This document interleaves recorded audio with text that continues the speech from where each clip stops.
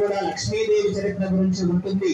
ఈ అధ్యాయం పూర్తయిన తర్వాత అమ్మవారికి ఇష్టంగా నారికేల ఫలం అనగా కొబ్బరికాయను మనం సమర్పణ చేస్తాం. అందరూ నమస్కారం చేసుకుని లక్ష్మీదేవికి ధ్యానం చేసుకోండి. ఓం ధ్యానం ఓం హ్రీం వృషభాయ స్వాహా దేవాసుర భోగ్యుద్ధం పూర్ణమత సంపుర మహిషేసురా రాష్ట్రాపం పాలతో చుట్టుభస్సగాలో గాసముద్రా దిర్నాం గతుల్మాం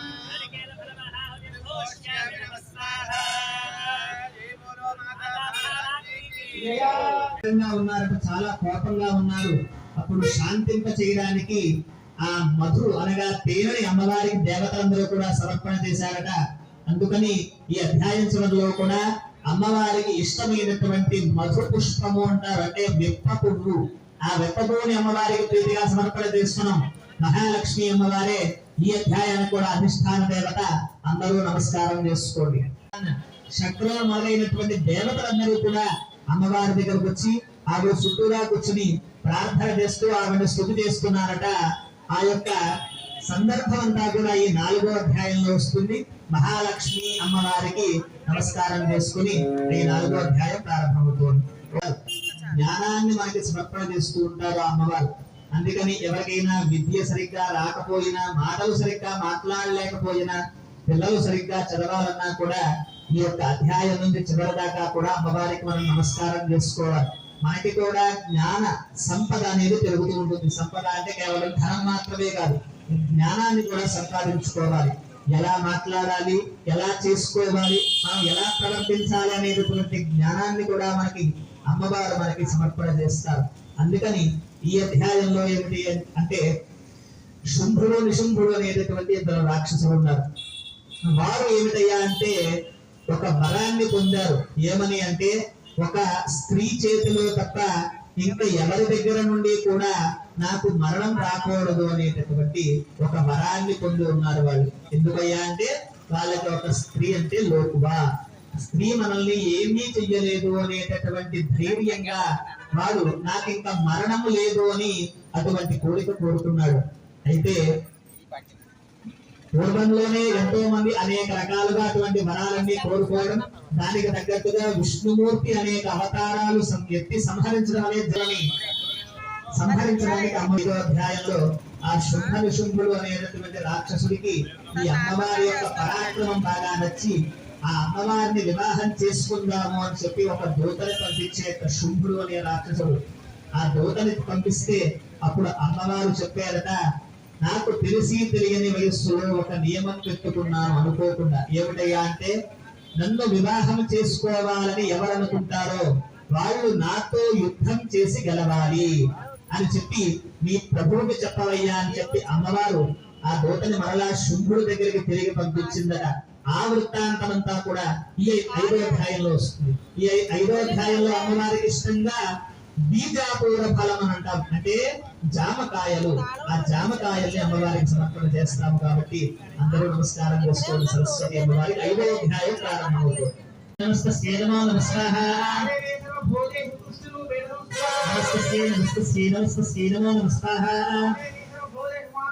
ఉన్నవాడు కావున ఒక స్త్రీతోటి నేను యుద్ధం చేయడమా, నేను ఎందుకు వెళ్ళడం, ఎవరో ఒకరిని పంపించి ఆవిడ్ని ఓడించి ఆవిడ జుట్టు పట్టుకొని లాక్కుని ఇక్కడికి తీసుకురండి అని చెప్పి ధూమ్రలోచనుడు అనేటటువంటి ఒక రాక్షసుని ముందుగా అమ్మవారి దగ్గరికి పంపించారట. అమ్మవారిని తీసుకురా అని చెప్పి ఆ ధూమ్రలోచనుడు అనే రాక్షసుడు వెళ్ళాడు. ఆ ధూమ్రలోచనుని అమ్మవారు సంహారం చేసేశారు. ఓడించడమే కాకుండా ఆవిడ దృష్టిలో ఓడించడం అంటే సంహరించడమే రాక్షసుని. అందుకని ఈ 6వ అధ్యాయంలో ధూమ్రలోచనుడు అనేటటువంటి రాక్షసుని అమ్మవారు సంహారం చేశారు. ఈ అధ్యాయం పూర్తయిన తర్వాత అమ్మవారికి ఇష్టముగా నారికేల ఫలం మరలా నారికేల కొబ్బరికాయని మనం సమర్పణ చేస్తాం. అందరూ నమస్కారం చేసుకోండి చెప్పి వారిద్దరిని పంపించారట. అందుకని వారిద్దరూ వెళ్ళగా వారిద్దరిని కూడా అమ్మవారు చాలా సునాయాసంగా సంహరించేశారు. వారిద్దరూ కూడా సంహరింపబడ్డారు అమ్మవారి చేతిలో.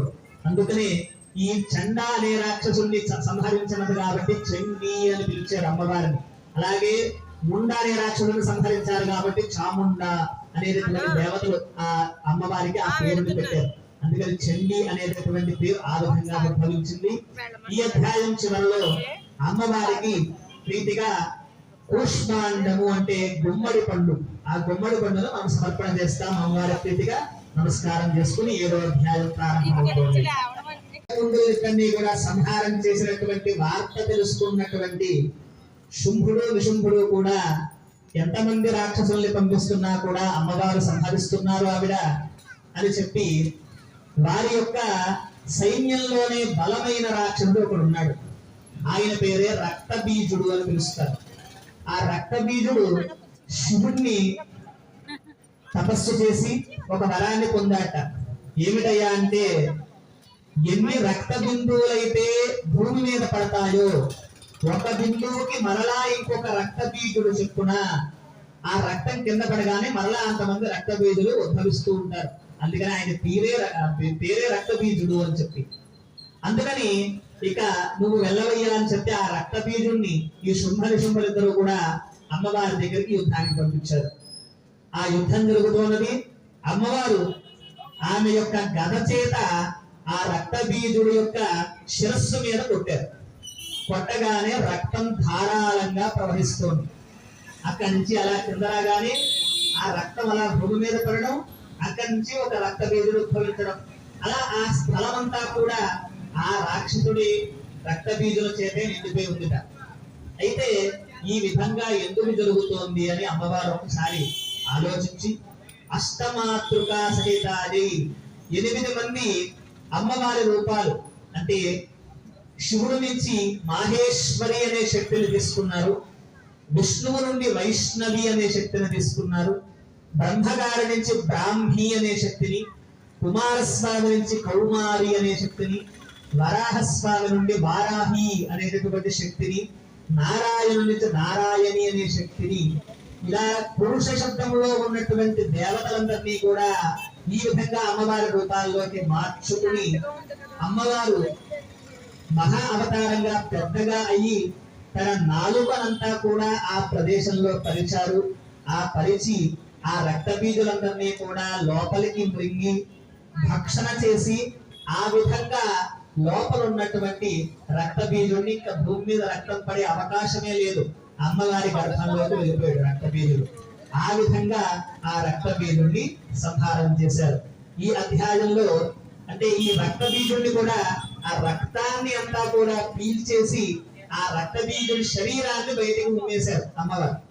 అయితే ఈ అధ్యాయంలో చివరగా కూడా మనం చేస్తున్నది దానికి సంబంధించినటువంటి ఒక పదార్థమే చెరకు. ఆ చెరుకును సమర్పణ చేస్తాం. చెరుకు కూడా మనం ఏ విధంగా తింటాం, అందులో ఉన్నటువంటి రసాన్ని మనం లాక్కుని బయటికి ఏ విధంగా అయితే మిగిలిన పిప్పిని వదిలిపెడతామో ఆ విధంగా రక్త బీజ సంహారం జరిగింది.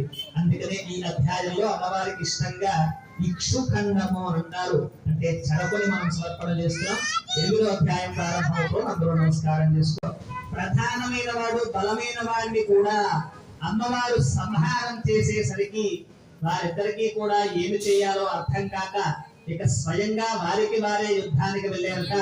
అందులో చిన్నవాడైనటువంటి నిశుంభుడు ముందుగా యుద్ధానికి వెళ్ళగానే ఆ నిశుంభుడిని కూడా అమ్మవారు సంహారం చేసిన విషయం వృత్తాంతం అంతా కూడా ఈ యొక్క 9వ అధ్యాయంలో వస్తుంది.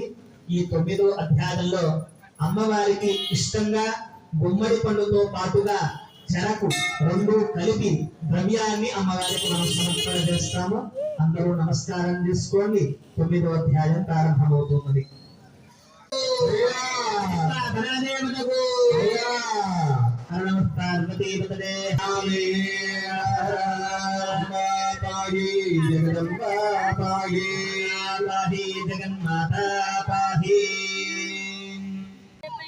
చాలా కోపగ్రస్తుడైనటువంటి శుంభుడు ఇక తనంతట తానే యుద్ధానికి బయలుదేరేలుగా ఈ 10వ అధ్యాయంలో కొంతకాలం యుద్ధం జరిగిన తర్వాత ఆ శుంభుడిని కూడా అమ్మవారు సంహారం చేసేశారు. ధర్మ సంస్థాపనార్థాయ సంభవామి యుగే యుగే అన్నట్టుగా ఆ ధర్మ రక్షణ కొరకు ఈ శుంభుడు కోరుకున్నట్టుగానే స్త్రీ చేతిలో తప్ప నాకు ఎవరి చేతిలోనో మరణం రాకూడదు అని కోరుకున్నాడు. ఆఖరికి స్త్రీ శక్తి అయినటువంటి అమ్మవారి చేతిలో సంహరింపబడ్డాడు. రామాయణంలో కూడా రావణో మానుషాగమ్యై అవధ్యత్వం అని చెప్పి రావణుడు కోరుకున్నట్ట మనుషుల చేతిలో కాకుండా ఇంకా ఎవరి చేతిలోనూ కూడా నాకు మరణం రాకూడదు అని. ఆయనకి మనుషులంటే కాస్త చిన్న చూపు. అందుకని మానవ రూపంలో మహావిష్ణువు శ్రీరామచంద్రుడిగా అవతరించి ఆ యొక్క రావణుడిని సంహరింపజేశాడు. ఇక ఇక్కడ కూడా అమ్మవారి స్త్రీ చేతిలో నాకు మరణం రాకూడదని కోరుకున్నాడు. అందుకని స్త్రీ చేతిలోనే అతను సంహరింపబడ్డాడు.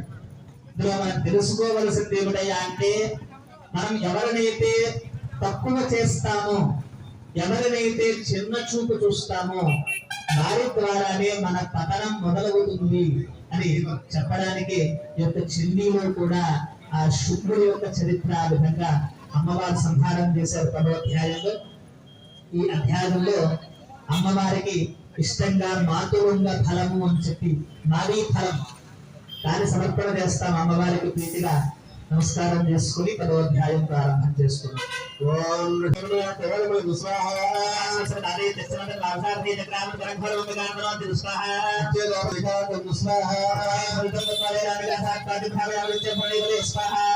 ఇక రాక్షస సంహారం అంతా కూడా పూర్తయింది కాబట్టి దేవతలందరూ కూడా ఆ అమ్మవారి దగ్గరికి వచ్చి స్తుతి చేస్తున్నారట.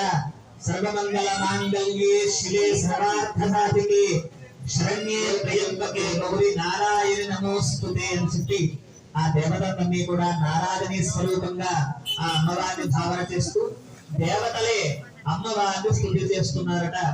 ఆ యొక్క ఘట్టమంతా కూడా 11వ అధ్యాయంలో వస్తున్నది. నారాయణి అమ్మవారిగా మనకు దర్శనమిస్తారు ఈ అధ్యాయంలో. ఈ అధ్యాయంలో స్తుతి చేస్తూనే దేవతలందరూ కూడా అమ్మవారిని దాడిని కుసుమోపమాహ అని అన్నారు. అంటే అమ్మవారు అందరినీ సంహారం చేసి రక్తబీజుడినేమో లోపలికి భక్షణ చేసి ఇవన్నీ చేయడం ద్వారా అమ్మవారి పళ్ళు ఎలా ఉన్నాయి అంటే దాడిని కుసుమోపమాహ. కుసుమము అంటే పళ్ళు. అంటే ఈ పళ్ళన్నీ కూడా ఎరుపు రంగులో అయిపోయి దానిమ్మ గింజలు ఏ విధంగా అయితే ఎర్రగా ఉంటాయో అమ్మవారి పళ్ళు ఆ విధంగా అయ్యాయని వర్ణన చేశారట దేవతలందరూ కూడా ఈ అధ్యాయంలో. అందుకని చివరగా దానిమ్మ పళ్ళుని మనం సమర్పణ చేస్తాం. అందరూ నమస్కారం చేసుకోండి. గుర్తు చేసుకున్నాం. మొత్తం 13 అధ్యాయాలు. ఇంకొక 2 అధ్యాయాలలో ఈ చండీ హోమం పూర్తవుతుంది. 12వ అధ్యాయంలో ఆ అమ్మవారు స్తుతి చేసినటువంటి దేవతలందరినీ కూడా వరాలు ఇవ్వడం అదంతా కూడా 12వ అధ్యాయంలో వస్తుంది. మనం సాధారణంగా అగ్నికి మాత్రమే పూర్ణాహుతి అనేది వేస్తూ ఉంటాం. కానీ చండీ హవనంలో విశేషం ఏమిటయ్యా అంటే, ఇందాక నుంచి మీ అందరి చేత కూడా ఆయన గురువు గారు మీ అందరి చేత చేయి వేయించి మనం ఒక్కొక్కసారి ఒక్కొక్క ద్రవ్యాన్ని అమ్మవారికి సమర్పణ చేస్తున్నాము. అంటే అమ్మవారే అగ్ని, అగ్నే అమ్మవారు, రెండు ఒకటే. లలితా సహస్రనామంలో మొదటి వాక్యంలోనే మనకి నిర్ధారణ చేశారు. చిదగ్నికుండ సంపూత అని. అగ్నికుండంలోంచి సంభవించిన వారు ఎవరయ్యా అంటే అమ్మవారు. అందుకని ఆవిడ ఎప్పుడు కూడా నిత్యం తేజోమూర్తిగా వెలుగుతూ ఉంటారు. ఆవిడ దగ్గరికి కూడా మనం ప్రవేశించలేము. ఎందుకంటే అగ్ని దగ్గరలో మనం ఏ విధంగా అయితే ముట్టుకోలేమో, అగ్ని దగ్గరగా ఎక్కువసేపు మనం ఏ విధంగా అయితే కూర్చోలేమో, అమ్మవారి దగ్గర కూడా అంతే. ఆవిడంత ఉగ్రమైనటువంటి ఉష్ణమైనటువంటి అగ్నితో ఎప్పుడూ కూడా ప్రకాశిస్తూ ఉంటారు.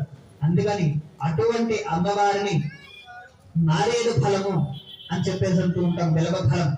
ఆ యొక్క మారేడు కాయని 12వ అధ్యాయంలో మనం సమర్పణ చేస్తాం. ఈ అధ్యాయంలో బాలాత్మకుల సుందరి అనేటటువంటి అమ్మవారి అధిష్టాన దేవతగా ఉంటారు. అందుకని ఆ దేవతలకి నమస్కారం తీసుకోండి. 12వ అధ్యాయం మొదలవుతుంది. చివరి అధ్యాయమైనటువంటి 13వ అధ్యాయం ప్రారంభమవుతుంది. ఈ అధ్యాయంతో చండీ హోమం పూర్తవుతుంది. తర్వాత మహాపూర్ణాహుతి మిగిలిన కార్యక్రమాలన్నీ కూడా ఉంటాయి. ఈ 13వ అధ్యాయంలో ఇప్పటిదాకా కూర్చుని శ్రద్ధగా భక్తిగా చేసినటువంటి వారికి, అలాగే చూసిన విన్నవారందరికీ కూడా అమ్మవారి అనుగ్రహం లభిస్తుంది. ఈ 13వ అధ్యాయంలో అమ్మవారు వాళ్ళందరినీ కూడా అనుగ్రహిస్తారు. ఆ ఘట్టమంతా కూడా ఈ 13వ అధ్యాయంలో వస్తుంది. అయితే ఇప్పుడు మనం చెప్పిన కథ అంతా కూడా అమ్మవారు మనల్ని ఏ విధంగా రక్షిస్తారు, మనకి శత్రు సంహారం, ఇప్పుడు రాక్షసులు వాళ్ళంతా ఇప్పటి కాలంలో వచ్చి మనల్ని ఏదో చేస్తారు అనేది ఇప్పుడు లేరు. వాళ్ళంతా ప్రత్యేకించి రాక్షసుణ్ణి అని చెప్పి బోర్డు వేసుకుని వచ్చేలాగా ఎటువంటి వాళ్ళు లేరు. కానీ కొంతమంది ప్రవర్తన ఆ విధంగా ఉంటుంది, రాక్షస ప్రవర్తన. అలాంటి వారి నుండి మనల్ని రక్షిస్తారు అమ్మవారు. అలాగే పెద్ద పెద్ద యుద్ధాలు ఇవన్నీ కూడా మనకి జరుగుతాయా ఇప్పుడు? అందులో మనల్ని ఎలా రక్షిస్తారు అంటే, మన లోపల ఉన్నటువంటి అంతర్యుద్ధంలో పాల్గొంటారు. అంటే మనకి అధైర్యం ఉందనుకోండి, ఆ అధైర్యం రాక్షసుడు, ధైర్యం అమ్మవారు. ఆ ధైర్యాన్ని కల్పిస్తారు. మనకి చదువు లేకుండా ఉన్న ధనాన్ని చక్కగా సంపూర్ణమైన విద్యావంతులుగా తీర్చిదిద్దుతారు. అలాగే ఎవరికైతే సంపద లేదో వారికి చక్కగా ధనలక్ష్మి అనుగ్రహం చేత సంపదని సమర్పణ చేస్తారు. మనం ఏమి కోరుకుంటే ఆ కోరికల ఫలితాన్ని మనకి అమ్మవారు అందజేస్తారు ఈ అధ్యాయంలో.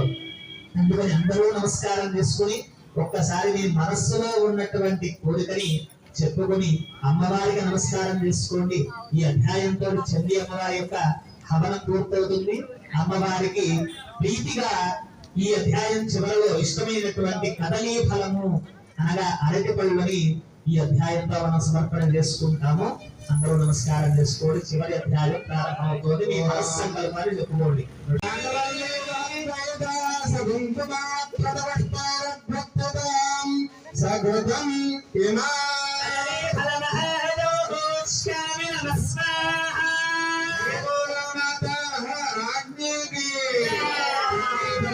మాత్రం లోపల సమర్పణ చేసుకోవచ్చు. అందుకని పూర్ణావతి అయిన తర్వాత చెప్పేదాకా అప్పుడు దాకా ముందు యజమానులు చేస్తారు. అయిన తర్వాత మిగిలిన వాళ్ళందరూ కూడా చేసుకుంటారు. కానీ ఇప్పుడు పూర్ణావతి ప్రారంభం అవుతుంది. ఓం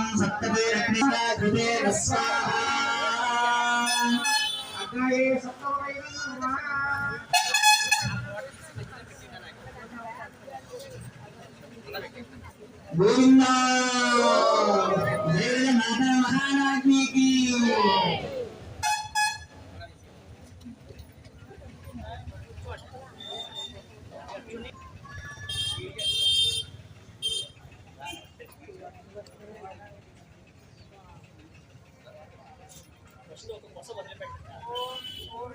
उत्तमाञ्जहरे सर्वं वै पूर्णाहुतिः सर्वमेवाप्नोति अथादिजं वै पूर्णाहुतिः अस्यामेव प्रतिष्ठते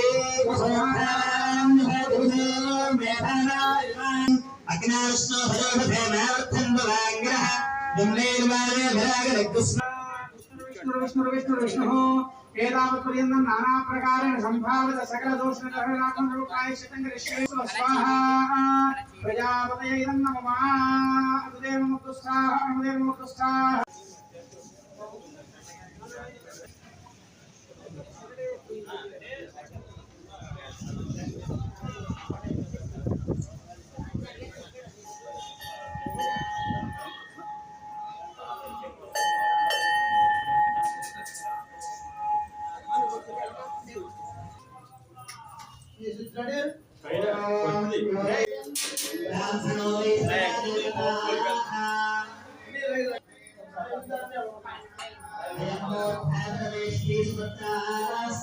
Ayan po,